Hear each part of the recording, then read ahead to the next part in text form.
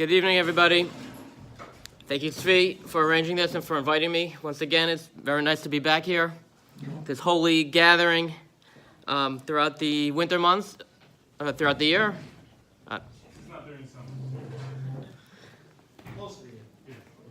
So I apologize in advance. I'm a little under the weather, but as they say, the shir must go on.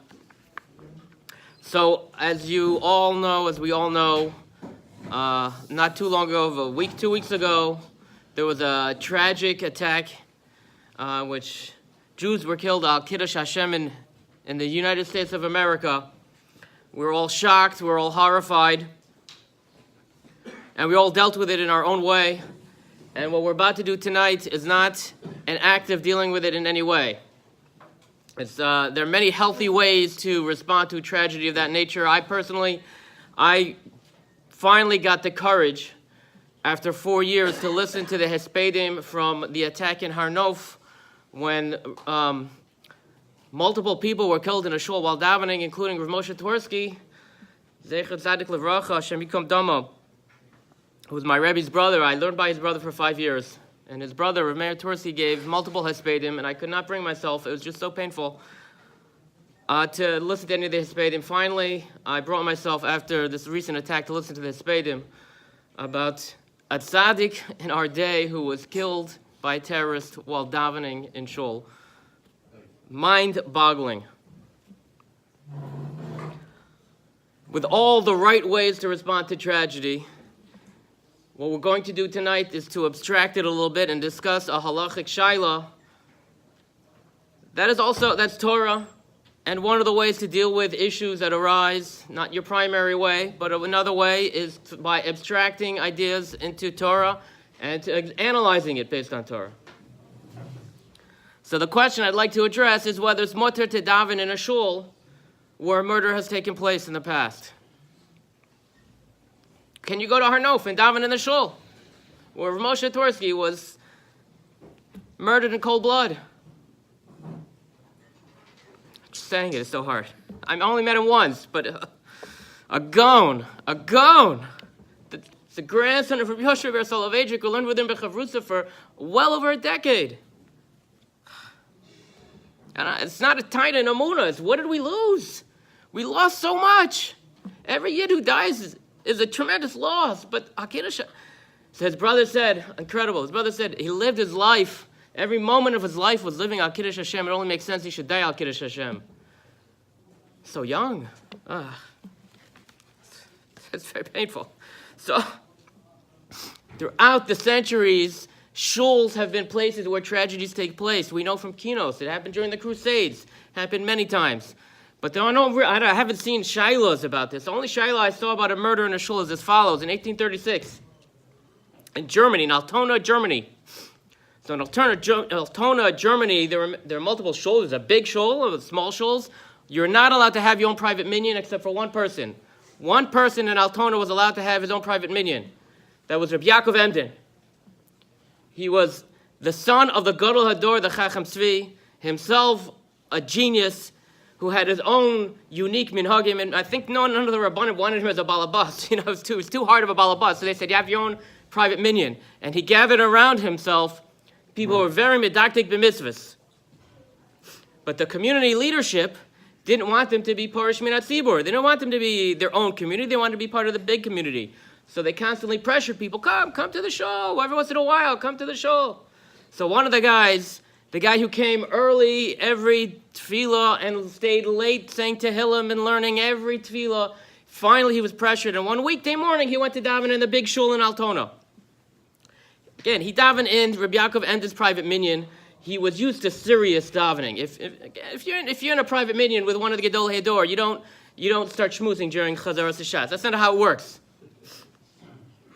So in the big shul, on a weekday morning, he sees some guy get up during davening, go to the doorway, and take out a pipe and start smoking, looking out. It's like he's taking a break. It's like a 5-minute break during Seder. He needed a smoke break. He did it during davening. Okay, no. But this guy, his name was Rav Ephraim, was so offended at the desecration of the tefillah, he walked over to the guy and knocked his pipe over. So you never know who's going to be in shul. Not everybody is the biggest tzaddik in shul. The guy whose pipe was knocked over pulled out a knife, turned around, and stabbed him fatally. In shul, at the doorway.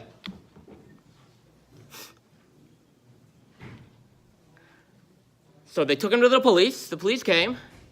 And in the end, I don't know what the story was, they could not convict him. They didn't have enough evidence. Everybody was focusing on the davening, or people saw, but they didn't want to say anything, whatever it was. The judge said, I will let you go free if you swear you did not commit the murder. So the shaila was, is he allowed to swear? Because if he went, they could have executed him for murder. Or if he went to a Gentile German jail, they're not going to send him to a country club jail. It's going to be hard service. A Jew, he's going to die. Pikuach nefesh, can he swear, take a false shvuah to save his own life? So his Rav said yes. Rabbi Yaakov Emder said absolutely not. You deserve to be executed. It'll be a kapara for your neshama. Your neshama will never recover from your murdering that guy unless you are punished. You are not allowed to swear. So he wrote this tshuva saying how this guy, so Lamaisa, he took a false shvuah and he survived and he lived in the community for years to come. But Rabbi Yaakov Emden wrote this tshuva as a azkara to remember Rabbi Ephraim, who was killed in cold blood in the shul and nothing happened. Centuries earlier, the Trumas Sedeshin was asked the following shaila. Hoshanas, you know how it goes in Hoshanas. You're going around the shul, it gets crowded, everybody's trying to find a shortcut, you're carrying a sitter, you're carrying your daled minim, people bump into each other. But there was one guy who hated another guy. And he bumped into him so hard, he mamish injured him. He injured him. And so the injured man took him to a din Torah. You hurt me. I can't work. You caused me a serious injury in shul during the Hoshanas. And the guy said, what do you want? I was pushing it. If someone pushed me, I pushed you. It was an accident. So one witness came forward and said, the night before he told me he was going to do this. He said, I hate that guy. I'm going to push him really hard during Hoshanas. So we know he did it on purpose. It wasn't accidental like he claimed. It was intentional. But Trumas Sedeshin says, Al Pi Din, you can't convict someone based on that. What he said at night, he may really have intended to do it intentionally, but he might have changed his mind. And then during the day, someone pushed him, and he pushed her boat. The dominoes fell. Could have been an accident.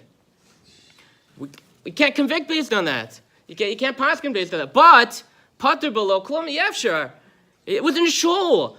It desecrated the shul. There was a sefer Torah being held by the bima. They went around it in a shul, a mikdash me'at. You injure someone in shul, we can't just let it go, because you know what happens next? Next year in Hoshanas, 2 people are going to get injured. Then 5 people are going to get injured. And you know what? People are going to stop coming to shul on Chol HaMoed Sukkos.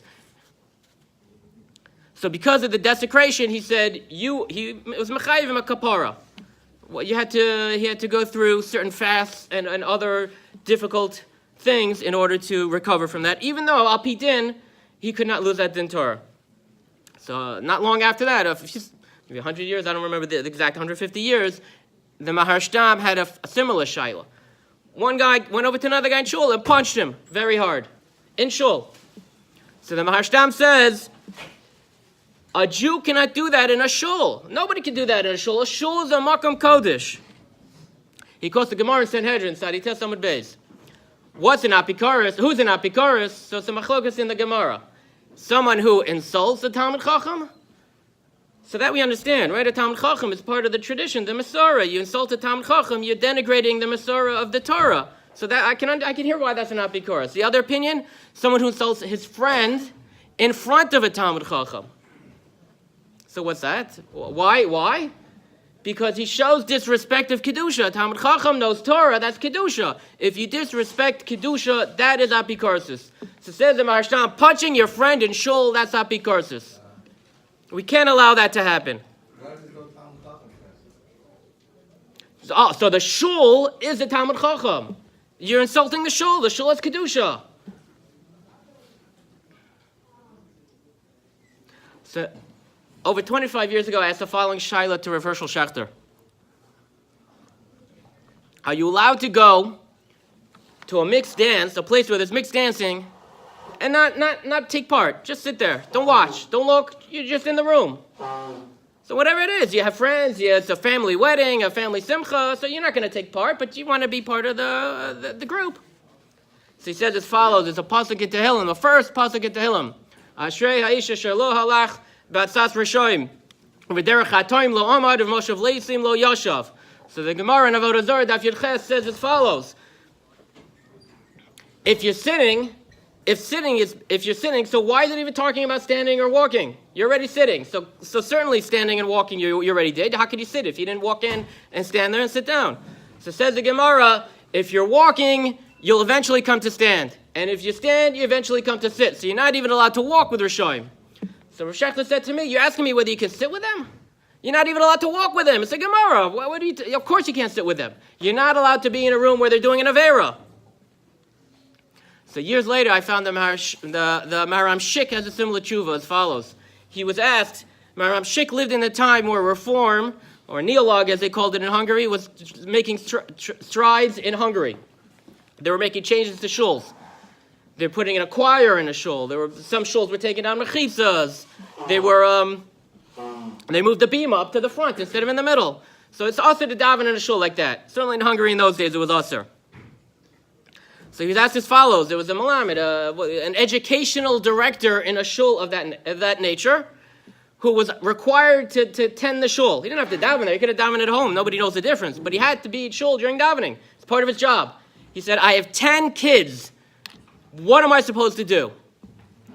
Can I daven there? Can I go there? Can I be there during davening? The Maharam Shik said, he quotes the Mishnah in Makos. The Torah says, 2 edim or 3 edim. Al pi shnei edim or shlosha edim yakum davar. So why do you need 3 edim? Two witnesses are enough. So of course 2 witnesses are enough. So says the Gemara, you need it for 8. It says the Mishnah, you need it for 8 hazama, right? If you have witnesses that are rebutted, not the testimony, but themselves, they are rebutted. So even if you have 3 witnesses, and 2 of them are muzam, they're rebutted. So the third one gets punished as well. Because he's nitfal la'ovrei avera. He's joining with people who are doing an avera. The other 2 witnesses were lying, so they did an avera, so just by being a third, he's part of that group, he gets punished as well. The Gemara in Yoma says, on Yom Kippur, it's impossible to watch at the same time, just physically, geographically, it's impossible to watch at the same time the par and the seir being burnt, and the Kohen Gadol reading from the Sefer Torah. You can only do one or the other. It's just physically impossible to do both. Says the Gemara, don't say in Ma'avirin al mitzvahs, you should do the first one that comes to you. Don't say that. So clearly you see that it is a mitzvah to watch one of these things happening. So ask the Gemara, what mitzvah? Berovam hadras melech. The more people who watch a mitzvah, the greater the mitzvah it is. So it's a mitzvah yourself just to watch it, because you're enhancing, you're increasing the mitzvah. Says the Maharam Shek, the same thing goes for Avera. The more people involved in Avera, the bigger the Avera it is. Even just by watching the Avera, you're taking part in it. You're enhancing it in a bad way, and therefore you're not even allowed to be there. So says the Maharam Shek, what about your 10 kids? Well, it's not easy, but we have to have bitachon. Hashem will help. It's trite to say it, but it's true. Everything you do, you need to have bitachon. Every job you take, you need to have bitachon. So too, in that case, you can't do something that's asur. You can't take a parnasa that's asur. And in that case, the parnasa was asur. You can't do it. So I'm not poskening anything here, and I'll just give you my makomas in the other direction. So the Rav Azriel Hildesheimer was asked the same question. A shochet asked him as follows. The shul, the community where he was hired as a shochet, took down the mechitza. Men and women were sitting together in the shul. So he says, if I leave this community, first of all, I have to find another job. That's not so easy. And second of all, what kind of shochet are they going to hire? Probably a pretty bad shochet. They're going to end up eating treifus. Nevelos and treifus, they're going to eat non-kosher food. So should I stay so that they can eat kosher food? No, he doesn't have to down with the minion. No, it's required for the job. He'd be fired. He'd be fired if he didn't. Plus, he has kids he has a family. It'll take him a while to find a new job. So Rav Hildesheimer said, look, you're obligated, you're mechuyev al pi Torah to find another job. But until then, You can still daven in that shul. You can still serve a shul. I don't care. The Israel Hildesheimer said, I don't care about them eating non-kosher. That's on them, not on you. You don't have to worry about that. If that's who they're going to hire, that's on them, not on you.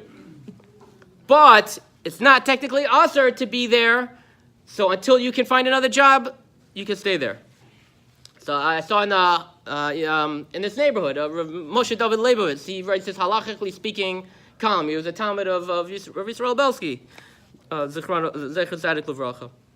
So Rebelsky apparently paskined that it's mutter to be at a wedding where they have mixed dancing. You don't have to leave.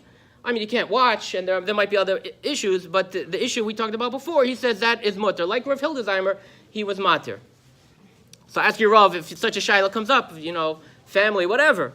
I'm not paskening here at all. You disagree with Rav Schechter, you think? So interestingly enough, Rav Belsky and Rav Schechter were both the poskim for the OU kashrus. Right. I used to work in OU. I used to work not far from their office. Rav Belsky came in on Thursday. Rav Schechter came in on Friday. They almost never saw each other. They wrote tshuvas to each other. They wrote letters to each other. Internally, they've been published. I have a bunch of them. They almost never agreed on anything. And even when they did agree, it was for different reasons. The literature between the two of them is just unbelievable. I mean, these are giants of Torah learning, arguing with each other back and forth week after week, because they almost never saw each other. It was fantastic. There's been a lot of talk about that. It has to be published, but it has to be edited so that there are no corporate secrets, because they're talking about real life plants from manufacturers, and they're not allowed to reveal that. So it has to be carefully edited, not to reveal any corporate secrets. Mitzvah Hashem, someday that'll happen. It has to happen.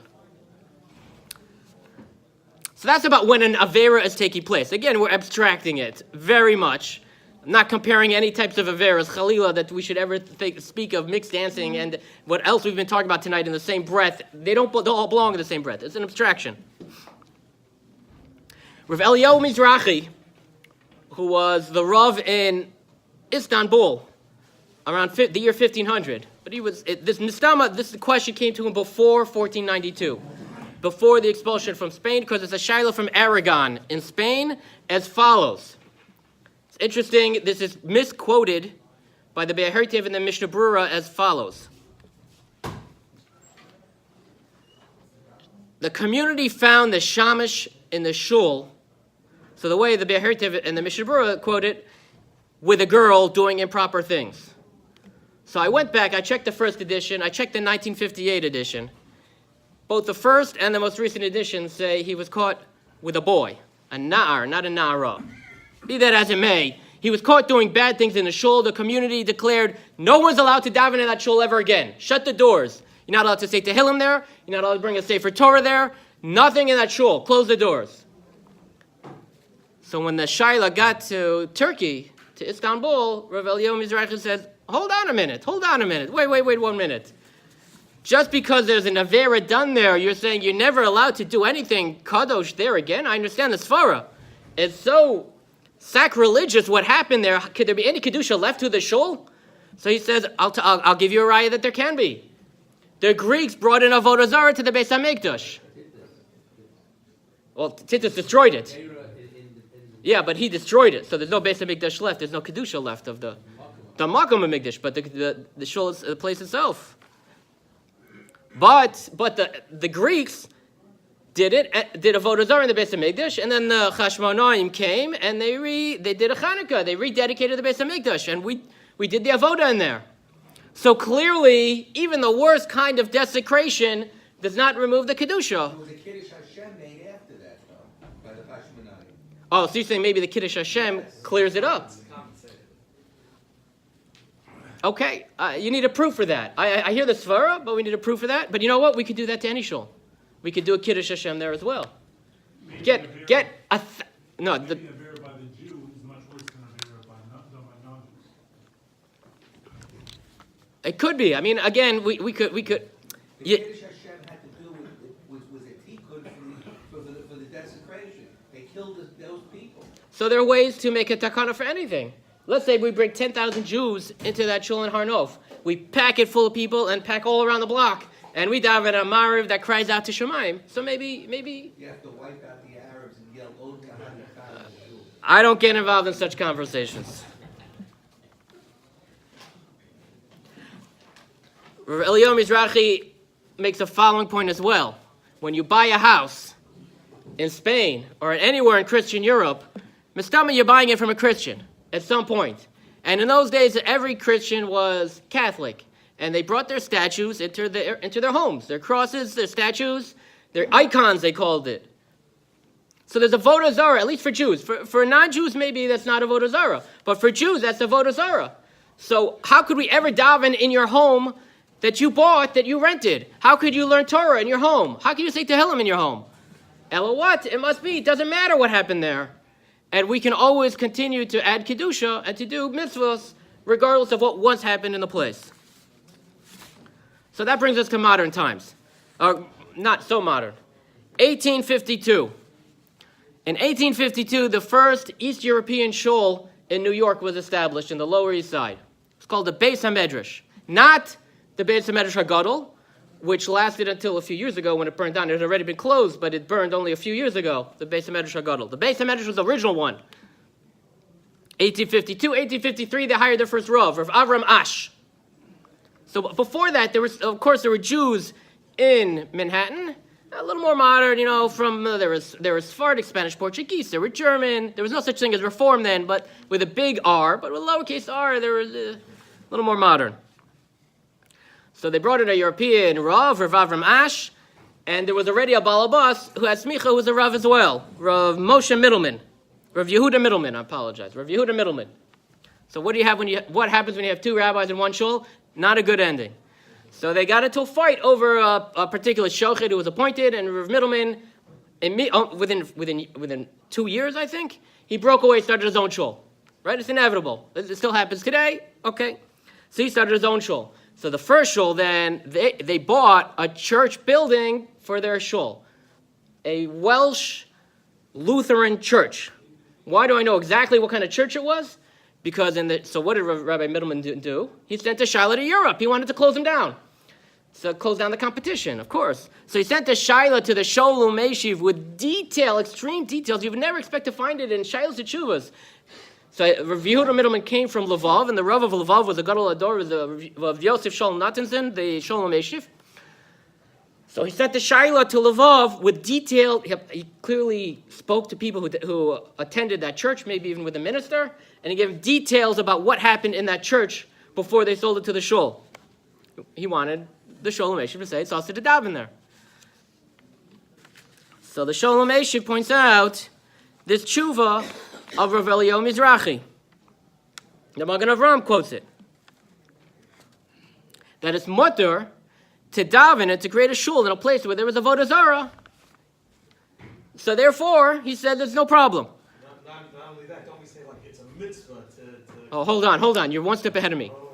So on this Magen Avraham, the Chasim Sofer and the Noda B'Yehuda say, I'm not so sure.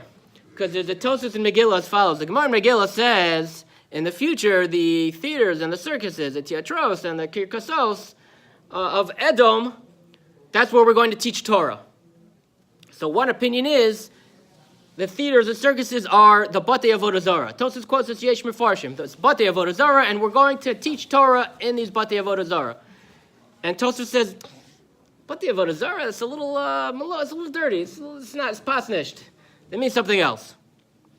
So what's this rejection by Tosfos? So the Noda B'Yehuda and the Chasim Sofer say, Tosfos holds it's usher to daven, to teach Torah, in a place that was a Batei Avodah Zarah. That was a house for Avodah Zarah. So therefore, they disagree with the Magen Avraham. They disagree with the tshuva of Rav Eliyahu Mizrahi. So the Sholem Meshiv says, not so fast. Why was Tosfos rejecting it? Maybe Tosfos was rejecting it because that's not such a great promise of the future. In this dirty place, this miastic a place, that's where we're going to teach Torah. That's a nechama? I can give you a better nechama.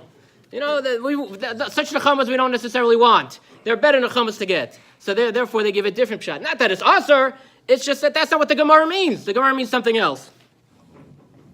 So then says the Sholem Meshiv goes one step further, which you just said. He says it's a mitzvah. You're being mekadesh the place. You're bringing the sakin olam and machus shakai. We're getting rid of the Avodah Zarah. We're proving that L'asi Lavo, there won't be Avodah Zarah left. When every house left, one house less of Avodah Zarah is one step closer to L'asi Lavo.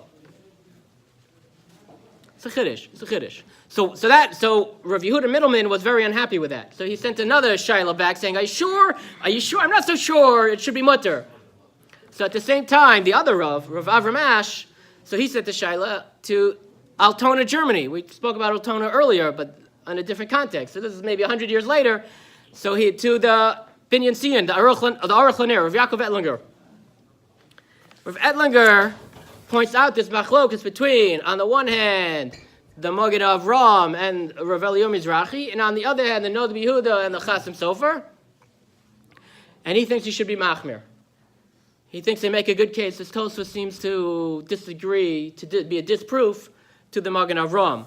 However, he says, b'makom tzarich, if there's a real need, it's a small community of Hamish Yidden in New York, you need a shul, that's all you can afford that could fit everybody. So okay, you already bought it. Okay. Plus, in that case, the building had originally been built for a private home, then been converted to a church, then to a shul. So he said maybe you could be makel, put it all together. So in the end, that was okay, and so that was 1852. The shul was started. By 1859, Rav Ash left to start his own breakaway, which is the Beis HaMedrash HaGadol, which lasted for much longer. And Rabbi Middleman's shul, in the end, bought a church also and put the shul there. So,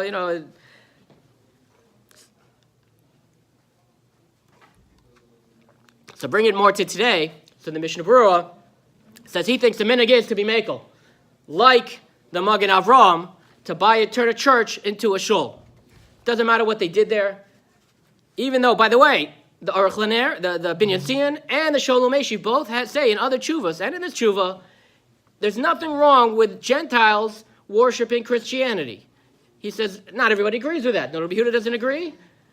Many poskim don't agree, but they hold it's called shittuf, and that is allowed for, according to them, to Bnei Noach, to Gentiles, to non-Jews. So they're okay with non-Jews worshiping Christianity, but for Jews, it's Avodah Zarah. We have to stay as far away as possible. Mishnah Berurah says that with the minhag is to be makel like the Magen Avram, but Moshe Feinstein, ironically, who was not only the posek of America, but he was the posek of the Lower East Side, he said, no, we have to be machmir. You're not allowed to turn a church into a shul. He passed like that across America.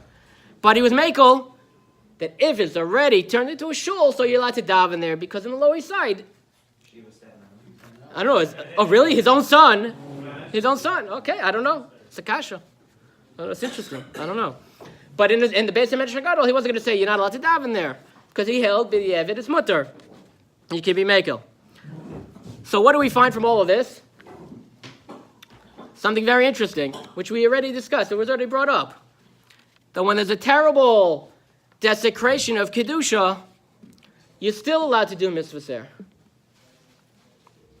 We don't look for desecrations, but when they happen, we don't let them scare us away.